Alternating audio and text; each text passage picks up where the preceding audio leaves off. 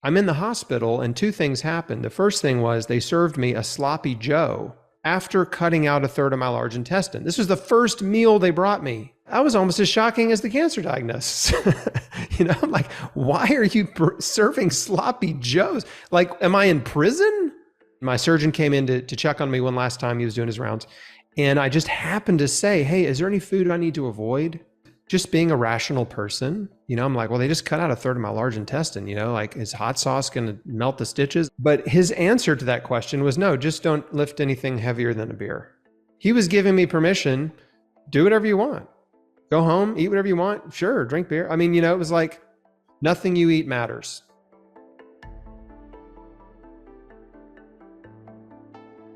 Good evening, everybody. I'm Jackie Williams with Montgomery Heart and Wellness. Dr. Montgomery's been held up a bit. We are going to get started. Chris Wark is a young adult cancer survivor, best-selling author, and patient advocate. Chris was diagnosed with stage 3C colon cancer in 2003 at just 26 years old. After surgery, Chris made the decision to go against his doctor's advice, opted out of chemotherapy, radiation, and chose to use nutrition and natural therapies to heal. 6 years later, in 2010, Chris began sharing his story of faith, courage, and determination, and his message of hope that chronic diseases like cancer can be prevented and reversed with a radical transformation of diet and lifestyle. In the last decade, Chris has become one of the most well-known cancer survivors on the planet and reaches millions of people per year as a blogger, podcaster, speaker, and global health coach through his books, social media, and his website, Chris Beat Cancer. It is my honor to introduce you guys to Chris Wark. Thank you, Jackie. Great to be with you. And I just appreciate the opportunity to share my story, maybe with people who haven't heard it. The world needs to know that chronic diseases like cancer, heart disease, diabetes, autoimmune diseases, many of these chronic diseases are not accidental. People don't get them because they're unlucky or because they have bad genes. They're caused by our diet and our lifestyle choices and our environment. In fact, up to 90% of cancers are considered to be caused by diet, lifestyle, and environmental factors. And so the good news is there's actually a lot of your health in your control. But the problem is we're led to believe that we're victims of disease. That, I think, is the most egregious disservice to patients in the healthcare industry, is that they're not taught how to be well. Many doctors just shrug their shoulders and write prescription drugs for their patients and send them on their way. And the people, they don't get better, right? They just get progressively worse. I was diagnosed with cancer at 26 in December 2003. I had abdominal pain, ended up having a colonoscopy eventually after being referred around. And they found a golf ball sized tumor in my colon. That's your large intestine. And I was told I needed surgery and then they needed to get it out of me before it would spread and kill me. And so at that moment, and at that point in my life, I was a very typical cancer patient because I didn't know anything about cancer. I said, okay, well, I guess I got to have surgery. The doctor said we got to cut it out. So I went in for surgery. About 10 days later, they took out a third of my large intestine, took out the tumor. When I woke up, they said, it's worse than we thought. You're stage 3C. You're going to need 9 to 12 months of chemotherapy. A cancer diagnosis at any age is traumatic. I mean, it can actually induce PTSD. It is life-changing. I think a lot of doctors are not sensitive enough to this fact of how incredibly stressful and traumatic the diagnosis is. So of course I was dealing with that.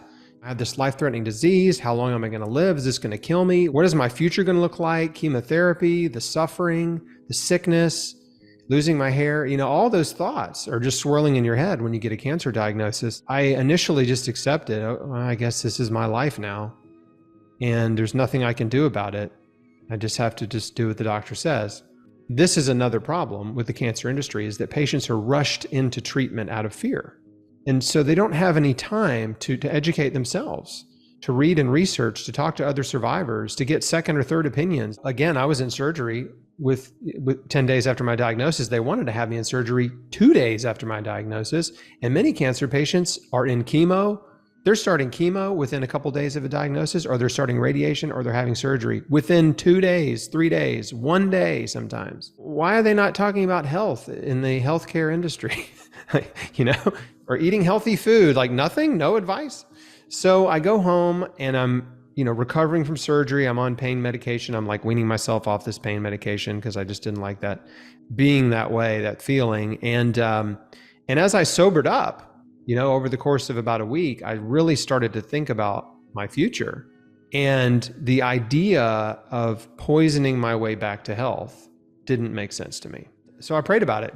My wife and I are Christians, and we prayed, and I just said, God, if there's another way besides chemotherapy, please show me. I don't know what to do.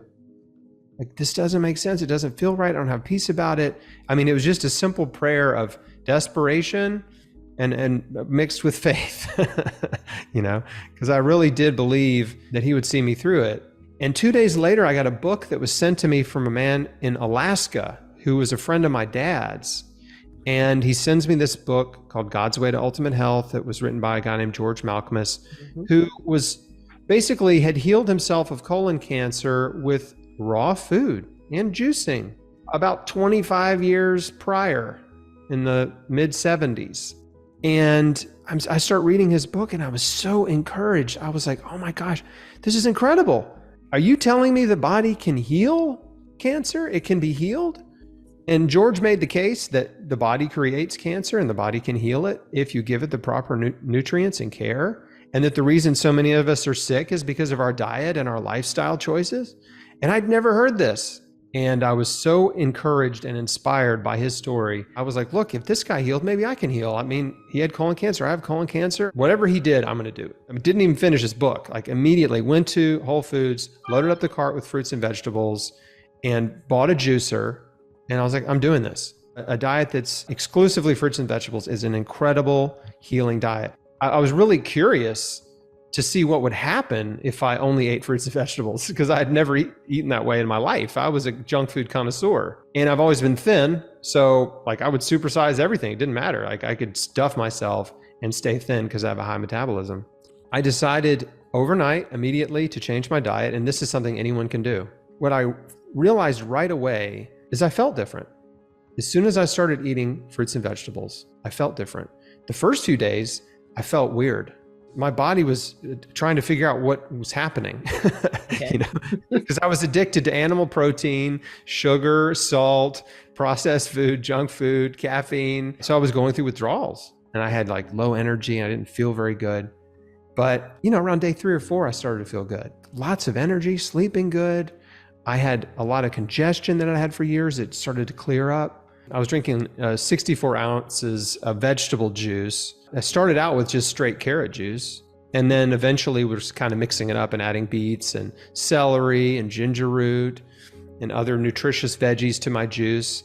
And then for lunch, I would have a giant salad. And there's a picture of the salad actually I have a recipe book called Beat Cancer Kitchen. It's over here behind me. What I figured out was I need to eat a lot of vegetables. I got some recipe books, some raw food, raw cooking and different things and books. And I quickly realized that it was too much trouble to make a bunch of recipes.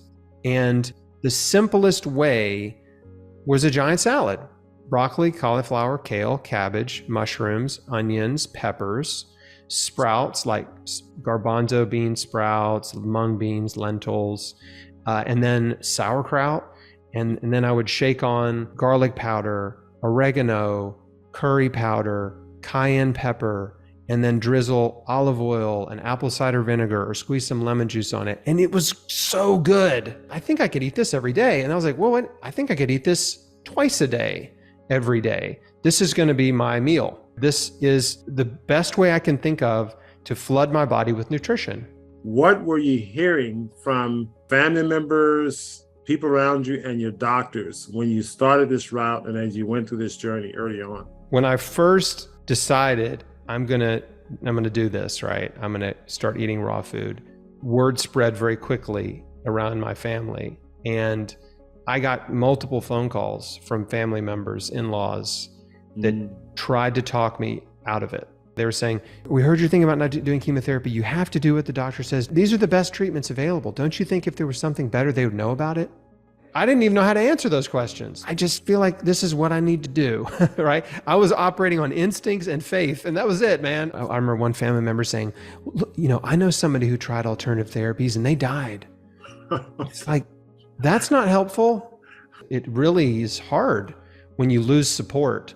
And in the cancer world especially, look, if you're doing chemo, people are making t-shirts and they're baking cupcakes for you and they're running the races and they're like, Team Chris, go Chris, you're a warrior, right? You're so strong. Hashtag Chris is strong or whatever, right? Everybody supports you if you just do what the doctor says. And if you don't, everyone like just kind of disappears. I got a lot of pressure from family members to go see the oncologist. He was just had no personality. He flips through my chart. He's like, look, you got stage 3 colon cancer. It's very aggressive in young adults. You got about a 60% chance of living 5 years with treatment. And I said, well, what about the raw food diet? I've been on it for 1 week and I was feeling really good. And he said, no, you can't do it. It'll fight the chemo. His demeanor changed. He just became arrogant and condescending and said, no, if you don't do chemotherapy, you're insane. He just scared me into it. I was in such a state of distress and fear and anxiety. I went straight to the desk like a zombie and made an appointment to get a port put in to start chemo in like 3 or 4 weeks. I was still recovering from the surgery. So I had time and I just went home and I was like, I don't know what to do, but I'm just going to go home and fire up the juicer. 2 days later, I met with a naturopath. And that experience was completely different. I go to his office. It's calm. It's peaceful. He was like the nicest guy. He prayed with me. And I said, look, I'm eating a raw food diet right now. And he said, you're doing the right thing. He referred me to an integrative oncologist. So I had a little support system. And that meant everything. Just having a couple people to support me. 3 weeks, 4 weeks went by. The day came to go get the port put in. And I just woke up that morning and I was like, I'm not doing it. I can always do chemo, but right now, what I want to do more than anything else is I want to build my body up. I don't want to tear it down. So the first 90 days was 100% raw, all raw food, tons of juicing. I did some stretches of juice fasting in there, like 5 days, 7 days, 10 days of juice fasting. I just had this criteria, which was, if there's no risk of harm and there's a potential benefit, I'll do it, right? I'll take it, I'll swallow it, I'll go to do that therapy, whatever it is. If there's potential benefit, no risk of harm, let's do it. And the other criteria was if I can afford it, right? If I can find it and afford it. If I started exercising, I realized this is really important. So I'm going to add that to my routine, just light running each day, cardiovascular exercise, focusing on reducing my stress, detoxifying our home, getting rid of all the toxic stuff, the toxic body care products and cleaning products. And that takes a little time to work through. I just made up my mind, there's nothing I'm not willing to change. I was seeing the integrative oncologist every month. He was drawing blood every month. He ordered CT scans every 6 months. Every time my blood work came back or a scan came back clean, he was more excited than me. It was great. He retired again. And then I was referred to another oncologist who did a 5-year follow-up CT and it was all clear. And he was like, look, you're out of the woods, man. What I did wasn't hard in the sense that anyone can do what I did. I'm not special. I don't have special skills. I don't have a special education. You don't have to have a medical degree or a high school diploma to do what I did. You basically have to believe that healing is possible. This is the number one most important thing, period. Chemo is easy. Changing your life is hard. That's a great story. That's a great story. What I want to do is commend you on what you're doing, because one thing that my eyes have been open to lately is how sick we are as a society. The bottom line is that raw plant-based diet, it's a very, very powerful tool. Keep up the great work that you're doing. This is just simply nothing short of amazing.